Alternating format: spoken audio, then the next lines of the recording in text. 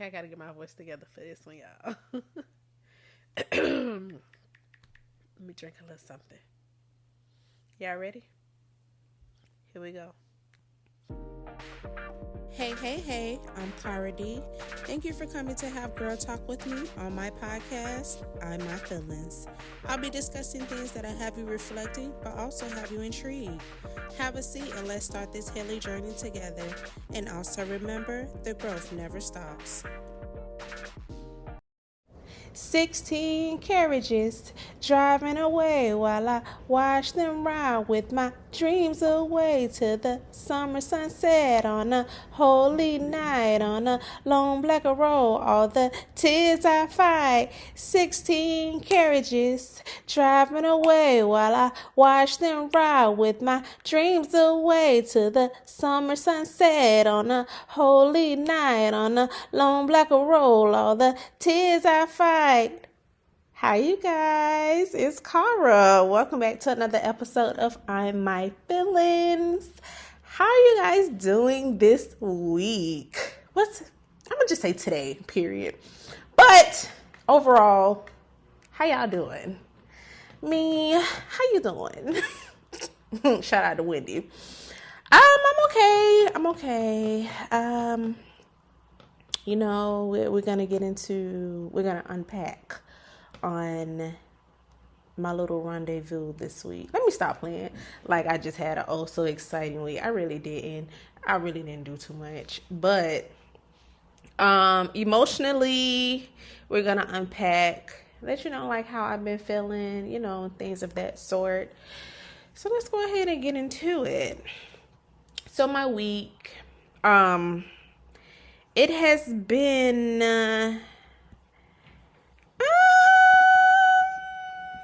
nothing too dramatic, but it's just like my patience has been like really shot this week. I'm not sure on why, but my tolerance level has been like the lowest of the low.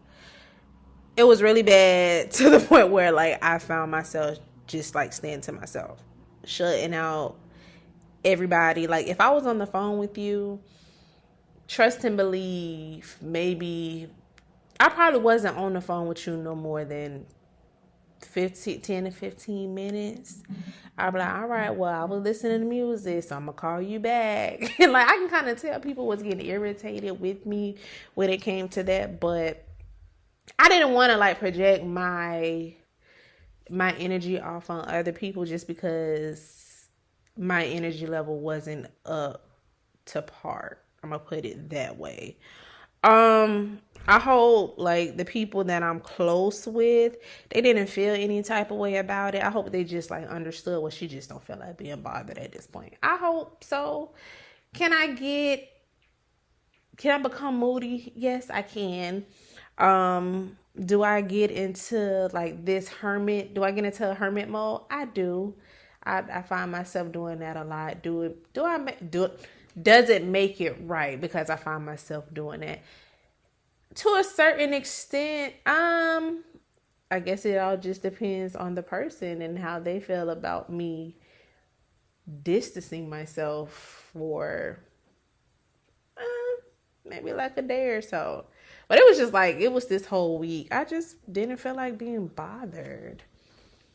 And it's okay. It's okay to let people know that you just don't feel like being bothered. As long as you communicate it, what can they say? They can't feel no type of way. And if they do, that's on them. That's it. If they feel any type of way, that's on them and their selfish reasons. But I feel like don't let that bother you. If you just need like a day or so.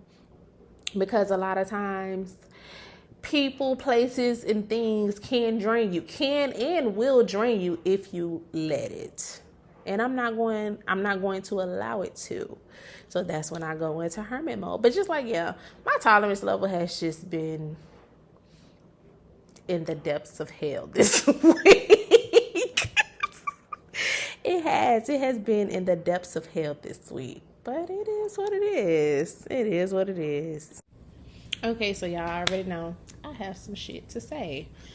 Got a few things to get off my chest. Parenting. There we go. Parenting. 10 out of 10, I do not recommend. Having children. Okay, hear me out. Don't judge me. Judge your mama. Hear me out. Okay, so you know how they say, like, when your child gets older, things get easier? That's a damn lie. Things do not get easier. The struggle just shifts. You just have a different set of struggles as they get older. So, you know, when they're newborns, you have to deal with maybe the crying and them not being able to communicate to you the way that you will want them to. Then, of course, toddlers. Now you get into a stage where you're trying to get them to communicate and trying to get them to learn how to regulate their emotions, you know, express how they feel without doing all that crying and that whining and throwing a temper tantrum. Oh, and then it gets to a point where they're trying to find themselves and they're exploring themselves, and yeah, if you have a child that's on the spectrum, you're just lost out in this world. And I'm just going to be honest with you. I love my daughter. I love my daughter wholeheartedly. She's the best thing that ever could have happened to me. I'm going to just be honest. Is it a struggle? It definitely is. It is. It just, oh my gosh. Sidebar. I can remember in high school, and this probably why my mama reacted the way that she reacted. So I was in high school. This was probably about maybe my 10th grade year, and my old best friend, she was with us. Like, I'm not gonna say living with us. We gonna say spending some time with us. She was spending some time with us or whatever, because she had things going on at home. It was nothing bad like how you would think. It was other issues. But she came and she was spending time with us. It was probably about a couple weeks. Probably about maybe 2 weeks. Maybe like 2 weeks. But my mom, she came to me one day, and this was probably like maybe a Thursday. I know it was like the end of the week, because she came and she was like, yeah, y'all need to find somewhere to go this weekend. And I'm like, what do you mean find somewhere to go this weekend? I know if she listens to this, she's not going to remember. She may remember. But yeah, she was like, yeah, y'all need to find somewhere to go this weekend. I don't care where y'all go, but y'all need to find something to do. Y'all need to get up out of here. And I'm looking like, but I live here. Like, where do you want me to go? But now, me being a parent and being an adult, it's just like, you really just want that peace and quiet. You just want to sit here or sit there on your couch in silence sometimes, or just watch a good show, or just do what makes you happy. You don't want to have to deal with any kids or children, period. And yeah, oh my gosh. Like, on my off days, wholeheartedly, my child has to go to school. There's no, oh, you can stay home with me. I be thinking that, like, if I get up in the morning and I don't feel like taking her to school, I'll be like, oh, well, she could just stay home with me. Then I automatically, it's just picking my head, you gonna regret it. And I'll be like, yeah, let me get my ass up and take her to school. Because the few times that she have stayed home with me, when I tell you that little girl ran me raggedy, and I know she be running the teachers raggedy, because Tuesday, when I took her to school, if you've been following me, you know Tuesdays and Thursdays is therapy day. My daughter goes to school late on therapy days. So the teacher assistant, she came in, we was in the office waiting on her, and I was like, all right, go ahead, get your child. So she was like, she pulled me, she was like, come here, I need to talk to you. So I said, well, what's up? She talking about, when the hell you gonna let her ass stay home? I said, wait, what? She's talking about, and I need my Tito's too, because your child running me raggedy right along with the other one. So I'm like, oh my God. She's like, when you gonna let her ass stay home? I'm like, she gotta come to school. She gotta come to school, baby. Ain't no staying home with mama. I'll see her after aftercare when her dad brings her home to me. Yeah, I just, having kids, 10 out of 10, I do not recommend. I do not recommend.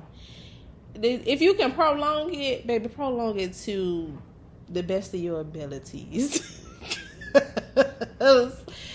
Oh, and the thing about it, my child, even she could see me sitting up here trying to take a nap. She can have her tablet. She can even have a damn TV. I don't care. Let me just lay here. She could sit here. She could see you trying to take a nap. She will do something, excuse my language, to fuck with me. She is going to bother me. And I'm like, bro, is it really bothering you that much that you can't leave me alone? Is it really bothering you that much to just see me relaxing? Like my child is just, it's a different, I don't know, it's a different level with her. And she's the first child. I mean, okay, we finna get deep into my life. Yeah, I got pregnant once before, like earlier in my life, but I had, some things had happened with that child. But does it count? Like, is she considered the second child? That's why she's so damn bad. I don't know, cause you know how they say, like, the second child don't give a damn. I mean, she is the second child on her daddy's side, but like, I don't know. I don't know. My baby is just built differently. But yeah, I understand now where my mom came from when she was like, you got to get up out of here. Because I be looking at my child like, your daddy don't want you. Your daddy not missing you. He don't want to spend some time with you. Because I need a nap. And boy, when I tell you naps are essential in my life right now, 10 out of 10, I do recommend. I do recommend. But yeah, that was just some shit that I had to get up off my chest, because parenting is hard. And it do not get easier as they get older. The struggle just change. The struggle is just different at that point. So if you can prolong it, baby, prolong it. Don't.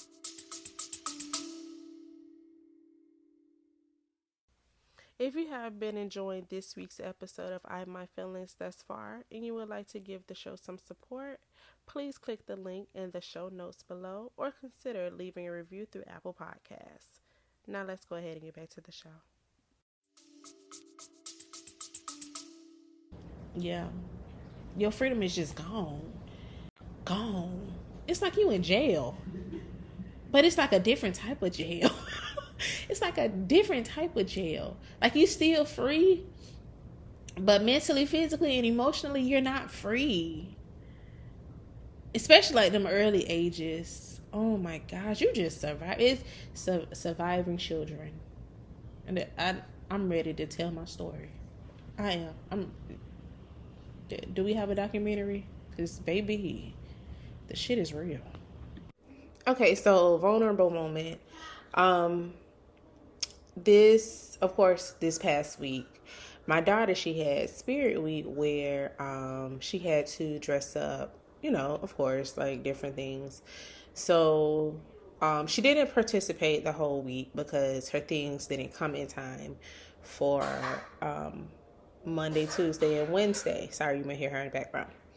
But then Thursday and Friday, her stuff came in time. So Thursday was college day, and then Friday it was dressed up as like a Dr. Seuss character. So I dressed her up on Thursday with no issues, no problems. Then Friday get here, and my thoughts. I was literally about to self-sabotage and experience a memory for her just because of my own thinking. Let me tell you how. So got her dressed and everything, and I started thinking, like, damn, what if she the only person that dressed up? And I started to get embarrassed because I didn't know if she was going to be embarrassed. So I was just like, okay, you know what? By the time I'm still going to put it on her. By the time we get to school, if she don't want to wear it, I'm not going to force her to wear it. We got to school. My baby was completely fine. I had picked her up early from school because her aftercare wasn't picking her up that day, so I had to get off early. So I picked her up like 12:45. When I tell you, my baby walked into that school, with so much confidence, did not care about what nobody had to say. And I was like, damn. So pretty much that was just me the whole time, thinking negatively about the situation, about to, excuse my language, fuck up a good thing for her for in that moment because of my thinking. And it wasn't even her. It was all me. So I was like, you know what? I gotta stop doing that, because even in life, like, parents could really mess up something good for a child because of themselves, like their own thinking, or because of something that they're going through. And I had to really realize that, like, I can't do that. That is like so selfish of me to even do that. So I was just like, you know what, I gotta chill. I gotta chill. But I'm glad I went ahead and just let her wear it. And she wasn't the only child. It was another little girl. It was literally dressed up the same way. It was cute. And the other parents was like, oh my gosh, she is so cute. So yeah, she had her little headband with her little hair. I think she was, I want to say her name was Susie or something like that. Oh, something. It was, oh my gosh, what did she play on? It was the little girl off of it wasn't even a little girl. She was a thing, either a thing 1 or a thing 2. She was the little things off of Cat in the Hat, but she was the girl version. So, and she enjoyed herself. She had a good time. She wore it the whole day because, of course, the teacher assistants, they be FaceTiming me. And yeah, my baby, she sat there with her headband on the whole day. When I picked her up, her headband was still on, her skirt was still on, her socks were still jacked up. So yeah, but that was just a little vulnerable moment that I had. Nevertheless, I digress. We're going to go ahead and get into the topic of the day. So therapy is now in session.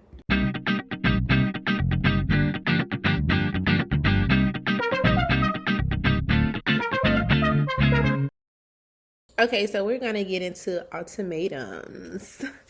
Let's get it like an accurate definition of what an ultimatum is. So it states that an ultimatum is a final demand or statement of terms, the rejection of which will result in retaliation or a breakdown in relationships. Now, is an ultimatum ever okay? Me personally, I would say no. I view it as trying to gain control over a person or a situation. Now, I'm asking myself, like, do you have control issues? Like, if an ultimatum ever presents itself to me, I'm not too fond of it. I'm really not. Is this like the start of something detrimental? And does this behavior get deeper than what is like being showed in front of me at this moment or when the ultimatum is presented? Anybody that knows me know that I try to go with the flow when it comes to things, and honestly, presenting an ultimatum is going against the flow to me, because if the ultimatum has to be presented, then pretty much. Okay, so if the ultimatum haven't been presented, would you really would have gotten the results that you wanted if you did not present that ultimatum? Probably not. Okay, it's probably about like a 50-50 chance. Now, if I have to give a person an ultimatum, or vice versa, a person feels like they have to give me one, I think it may just be time to let go of the whole situation, because even if said person get the results that they wanted, I don't feel like it came from like a genuine place. And 9 times out of 10, you may have just gotten what you wanted from a person because maybe they didn't want to lose you. But then there may be like a battle later on down the line, because the person who was presented with the ultimatum may feel like they was forced into something that they may not have really wanted to do. And that could lead to resentment, like in the relationship. Now you have pretty much just opened up another can of worms that wasn't really necessary, that didn't need to be open. How I feel, you just got to choose your battles wisely, because at the end of the day, if it don't flow, It don't go. Point blank, period.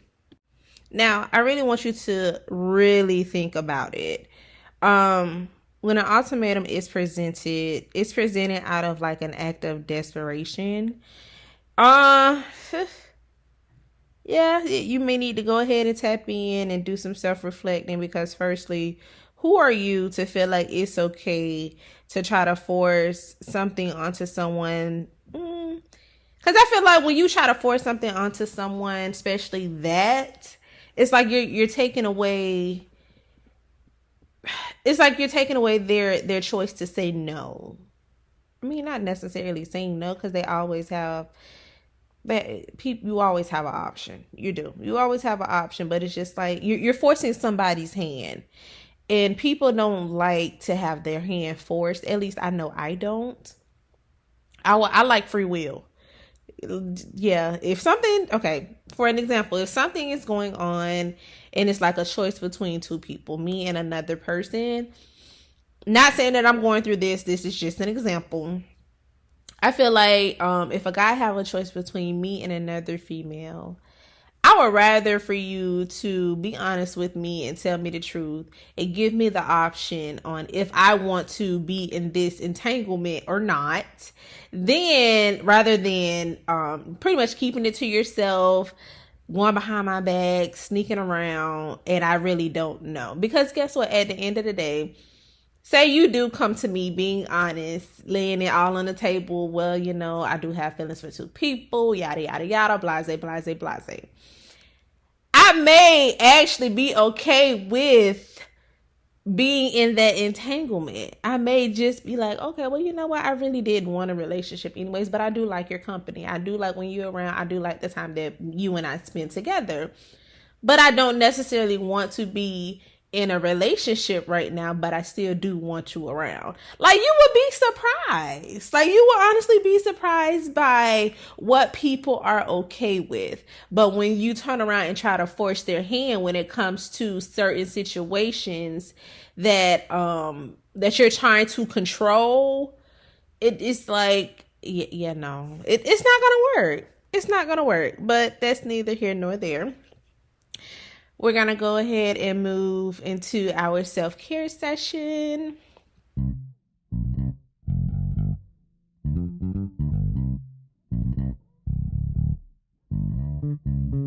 What I did this week to improve my quality of life, I pretty much just like shifted my thought process with situations throughout the week. So for an example, it was me going to the gym. It was days where I was not pretty much up for it. And I found myself like trying to find excuses on why I can't go. I'm gonna be honest with y'all. So it was one day I legit forgot my shirt. I forgot my shirt to change into, because you know I do wear a uniform. Well, for y'all who don't know, I wear a uniform to work. So I packed my gym bag and I put it in my car. So as soon as when I leave work, I can go ahead and go straight to the gym. But it was just like, it was 2 days. It was 2 days. So the first day when I forgot it, I just did not go to the gym. I did it. Excuse me, sorry. Then the second day, mind you, the second day, I forgot the shirt as well. Because the first day I was like, okay, when I get home, I'm going to put my shirt right in my bag so I can go to the gym tomorrow. That did not happen at all. Pretty much just psyched myself out. Second day, it happened again. I was like, damn, I forgot my shirt at home. Right? So I was like, all right, I'm not going to go. I did the same thing I did for the first day. I was like, all right, as soon as I get home, I'm not going to go today. As soon as when I get home, I'm going to put my shirt in my bag so I can go tomorrow. So then it got to a point where, like, I had to change my thought process. Like, how do you expect to get the results that you want or be where you want to be in life if you keep on making excuses for yourself, if you keep on bullshitting yourself out of things that you want? And it's like, I shift my perspective, and honestly, I thought about it. I was like, okay, I shifted it. I shift my perspective. I was like, how can I make this work out in the way that I want it to work out? I know I need to go to the gym, but I don't have my shirt. I can't wear my work shirt to the gym. I thought about it. okay, my cousin lived right by my gym. Okay, call her up. Hey, can you give me a shirt to work out in? Because I forgot my shirt. I forgot my workout shirt at home. So she went ahead. She got me a shirt out. And I made it work out to the best of my ability. Now, needless to say, I ended up leaving the gym early because it was packed and it just pissed me off. Is it just me, or like, do you guys hate going to the gym when it is just like extremely packed? When I tell you I was so pissed off, I was at the gym less than 30 minutes. Because for one, I could not get on the machines that I wanted to get on. And it was like my favorite day to, I don't know if it's just y'all, whoever is the gym heads or whoever works out. I try to like do days. Like, so Monday, Wednesday, and Friday, I try to do legs because I love legs. I do. No, yeah, I love legs. And then Tuesday, Thursday, and Saturday, I try to do like my upper body, like my arms, my chest, and my back, and my abs. And then Sundays, just like whatever I feel. It really, 9 times out of 10, I probably won't even go to the gym on Sunday. But if I do go, it'll probably be like a little cardio or just a free day to do whatever. But yeah, so then this was probably about like a Wednesday. Yeah, this was probably about a Wednesday. Got to the gym. It was packed as hell, but I was just like, okay, I'm gonna still go ahead and do what I gotta do, even though it is packed as AF. It is packed as AF. So I said, okay, let me go ahead. I'm gonna get on the bike. And because I walk all day, I don't do a lot of cardio because I feel like I'm doing cardio all day, every day. So if I do, well, when I do go to the gym, I do cardio. And then I do cardio for about 15 minutes just to warm myself up. And then I go hit the weights. Love weights. But then after my cardio, after 15 minutes, I was on the bike, tried to go work on my legs. All my machines was taken. I said, you know what? Excuse my language. Fuck this. I'm going home. And I was so upset. And I went home. I did go back the next day. But yeah, nevertheless, I digress. That's how my, yeah. Well, I say that to say this. The way that you think could honestly keep you from like calling in a lot of things, especially just like progressing as a person. And I'm just vulnerable moment. I'm trying to be to a point where I don't stay like in stagnant energy. I'm trying my hardest and my best to stay out of like stagnant energy. I don't know if it's just me, but I'm trying to be that type of girl that have motion in life. Just like, trying to elevate. I'm just keep on trying to elevate. I'm trying to be that girl. that girl that's on her shit. And by me being and staying in stagnant energy, that's not going to get me anywhere. And that's why it's just like, I have to change my perspective when it comes to a lot of things in life. My overall thinking. Well, you know what they say, what you think is what you are. So, yeah. I mean, you're gonna have days where you're just not like up for it. Another vulnerable moment. This week I really wasn't up for recording. Hence the reason why this episode is late. Hence the reason why I missed last week. But once I shifted my perspective and like my whole thought process, it was clear as day. Like, how do you expect to get this podcast off the ground if like I'm not being consistent with dropping the episodes and just doing the overall work? Yeah. A lot of times you're not going to be up for doing the things that you know for a fact you are supposed to do. And honestly, it's okay for you to take a break. It's okay for you to get your thoughts together. It's okay for you to get your emotions together. But the thing is, don't stay in that one place for too long. Okay, that's where that stagnant energy come in at. Keep it moving. It's okay for you to take a second. It is. This is not a race.